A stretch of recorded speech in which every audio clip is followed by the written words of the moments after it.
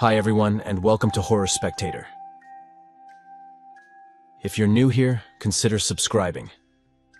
We dive deep into the darkest, most chilling real-life horror stories out there. And if you're a returning viewer, I'm so glad to have you back, friend. In this video, we're exploring two stories from people who ventured into the Appalachian Mountains and came across things that were absolutely terrifying. I think that more than anything, this video shows just how much preparation can be the difference between life and death. The woods are unpredictable, and no matter how experienced you are, it's always better to be prepared. Now, dim the lights, get comfortable, and let's head back into the mountains. And remember, viewer discretion is advised.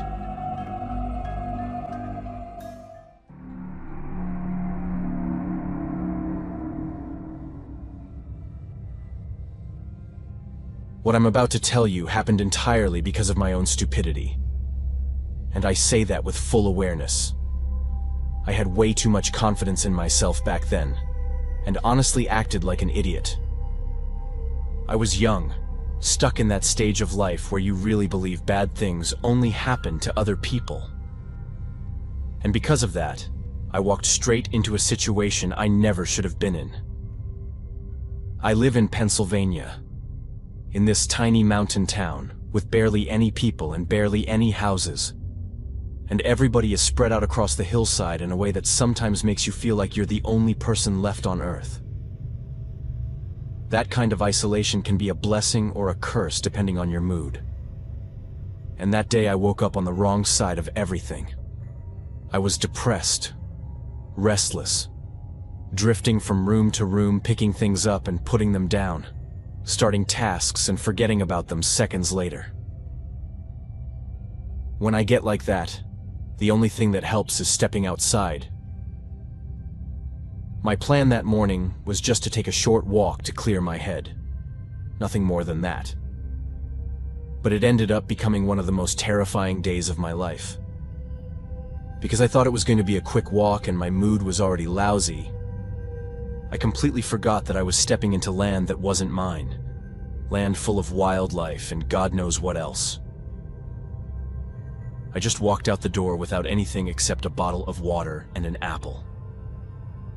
I started off wandering along the areas I knew well, the trails that wrap around my property and that I'd walked more times than I could count. I knew those paths like the back of my hand, and I guess that familiarity put my brain on autopilot.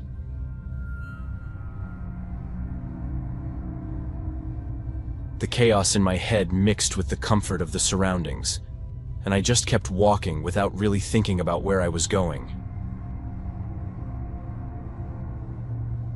I didn't snap out of that weird meditative trance until I found myself standing in front of a cabin I didn't recognize.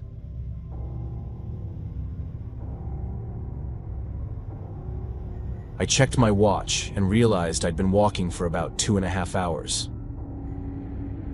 I know some people will think that sounds impossible, but my brain really does work like that.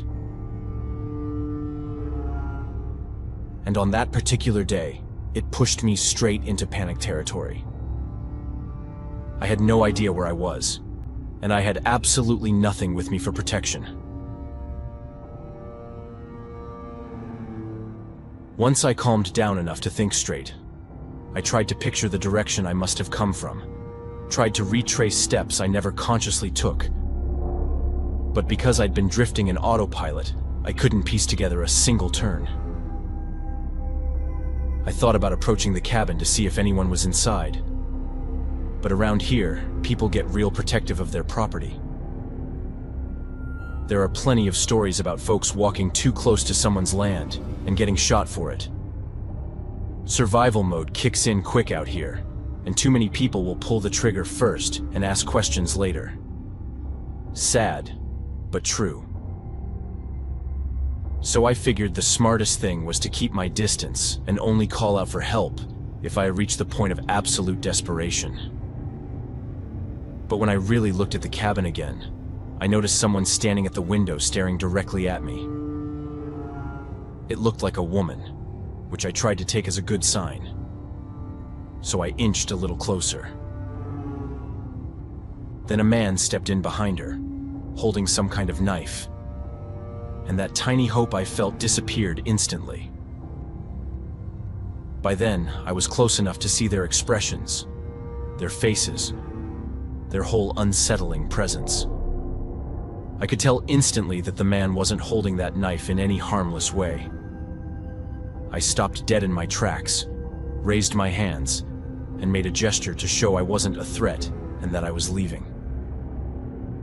But even while backing away, their faces burned into my mind. They looked awful, dirty, wild-eyed, like people who'd spent way too long cut off from everyone else and had let themselves go in ways that went far beyond hygiene. I walked in what I hoped was the right direction, using the slope of the ground and the angle of the light through the trees to guide me. And for a while, I convinced myself I was making progress. But almost 2 hours later, I still wasn't anywhere familiar. The panic came back full force. I had maybe 2 hours before dark, and the idea of being stuck in some unknown part of the forest after sunset scared the hell out of me. Even in the part of the woods I knew well, I never stayed past dark.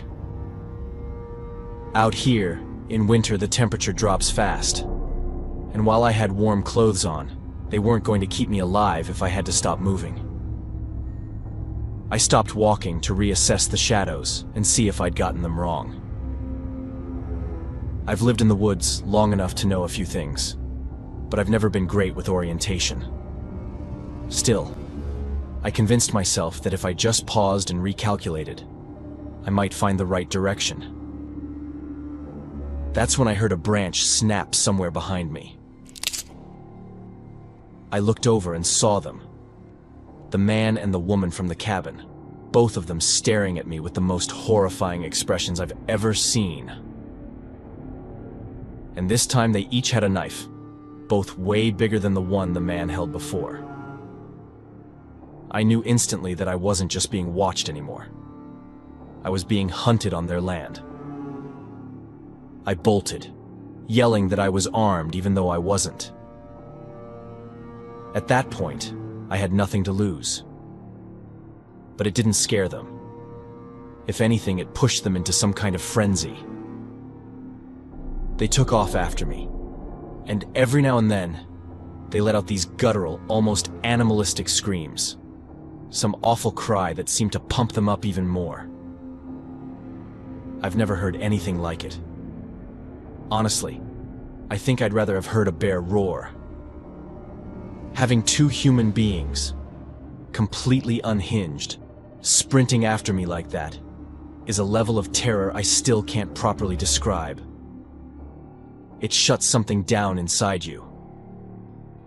I ran faster than I'd ever run in my life. Then, like some kind of miracle, I suddenly came across a creek, and I recognized it instantly. If I crossed it, I wouldn't end up at my house, but I would reach a neighboring village where I could get help. I didn't hesitate. I threw myself into the water, even though the current was strong, and the cold was the kind that bites straight through your bones. In a couple more weeks, that creek would have been ice. The only reason I didn't freeze up right then was pure adrenaline. When I dragged myself up onto the opposite bank, I glanced back and saw the two of them pacing along the edge, going back and forth like they were trying to work out a way across. The man moved like he was possessed, twitchy and unpredictable, while the woman stood completely still, staring at me with this expression that was more deranged than anything I've ever seen in another human being. I didn't stop moving.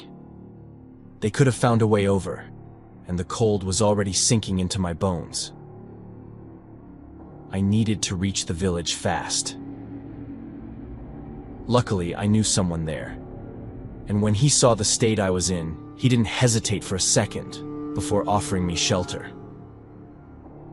I swear, that shower felt like the best moment of my entire life.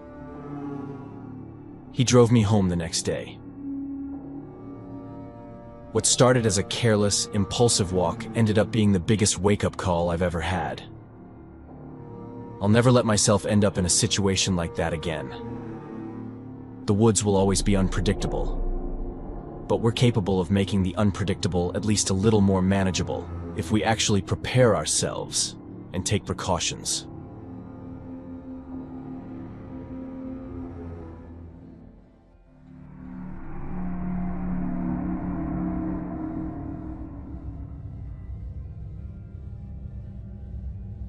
Before I even get into what happened on that trip, I should probably say that nothing about it felt dangerous when we first planned it. My wife and I have always been the kind of couple that prefers quiet places and long stretches of trail instead of beaches or cities. And the southern Appalachians had been on our list for a long time. We weren't looking for trouble or trying to prove anything. We just wanted a few days out in the woods, away from everything. But sometimes the things that start out the most harmless end up turning into the memories you replay in your head far longer than you'd like.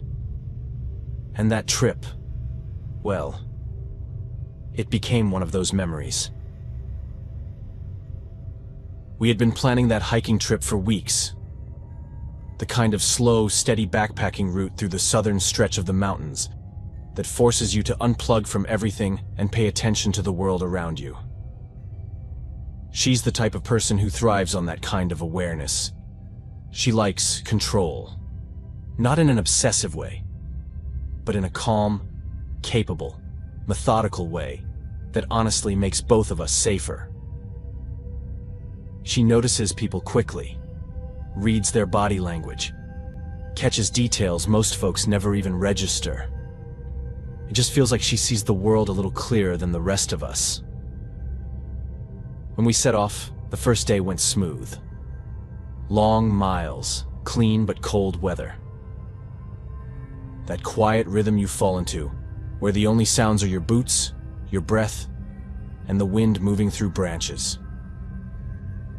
She checked the map regularly, kept track of mileage, water levels, and even the pace at which the temperature dropped. I handled the heavier gear and let her set the tone. It's a dynamic that works for us, especially out there where there's no margin for sloppiness. The second day, right around late morning, we crossed paths with another couple on the trail. They came up behind us after a long upward stretch, both friendly enough, both smiling the kind of smile hikers give each other just for sharing the same stretch of wilderness. We stopped for a second, swapped the usual small talk about mileage and weather, and then the woman asked if we happened to have a blister pad or a bandage. She said her new shoes were rubbing her heel raw. My wife always over-prepares, so of course we had some. We handed it over, told them to take care, and continued on our way. We'd barely been walking 30 seconds when my wife said, in this low, steady voice that meant she was dead serious, that the whole thing had been an act. She said the woman's story didn't match the way she stood, that her shoes weren't laced like someone breaking them in, that her body language was completely wrong for someone in pain.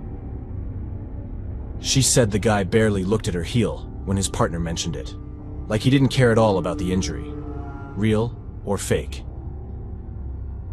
She was convinced they were just trying to start a conversation with her specifically, and not for any friendly reason.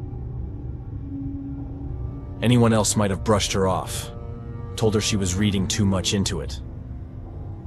But I've learned the hard way not to underestimate her instincts. She has this sixth sense that borders on uncanny, and every time I've ignored it, I've regretted it.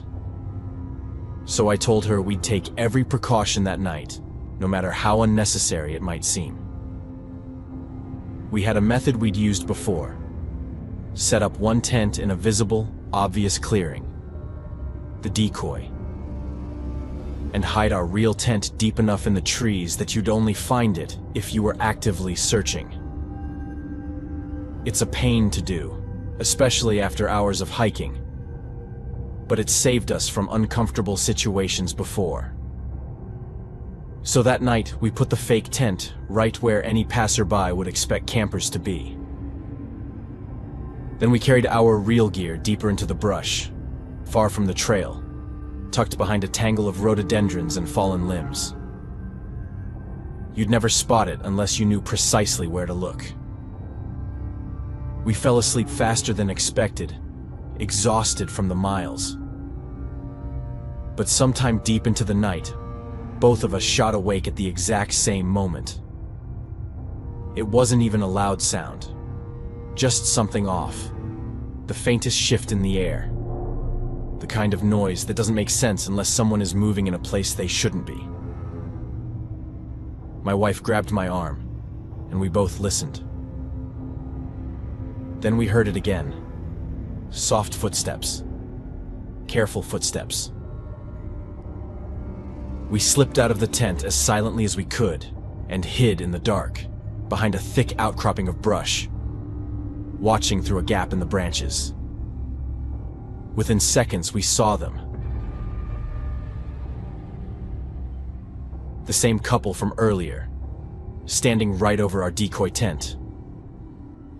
They weren't calling out to see if anyone was inside. They weren't checking the campsite out of curiosity. They were unzipping the door, going through it like they were expecting to find us asleep and defenseless. My heart dropped into my stomach. Whatever reason they'd approached us earlier had nothing to do with a blister. They were looking for us, specifically. When they didn't find anyone in the decoy tent, they backed out, looked around, and started scanning the tree line with this slow, deliberate movement that made my skin crawl. They weren't lost. They weren't confused. They were hunting. And when they started walking straight toward the hidden area where our real tent was, I felt something shift inside me. Not panic exactly, but a sudden, cold, heavy anger. They found the second tent. The man crouched in front of it while the woman lingered a step behind him, both tense, both ready for something. That's when something in me snapped. I stood up from behind the brush, stepped into the open, and aimed my firearm directly at them, my voice low and shaking with fury as I demanded to know what they wanted. I must have looked half feral in the darkness. The reaction was immediate. They panicked. They didn't explain, didn't argue, didn't try to talk their way out of anything. They just bolted into the woods like animals caught under a spotlight. It was bizarre, honestly. If they were rifling through our tent, they clearly expected to find us. But the second I confronted them, they acted like they'd been hit with pure terror. That told me everything I needed to know. They weren't expecting a fair fight. They wanted us vulnerable. They wanted us asleep. We stayed up the rest of the night, taking turns watching the perimeter, every little noise sending a jolt straight down my spine. I know it might not sound like the most dramatic story compared to the way some people talk about the woods. But believe me, knowing two strangers were out there in the dead of night searching for us, moving quietly, intentionally, with who knows what kind of plan, that's a level of fear you don't forget. It's strange and unsettling in a way that sticks to your ribs, and it's an experience I hope I never have to live through again.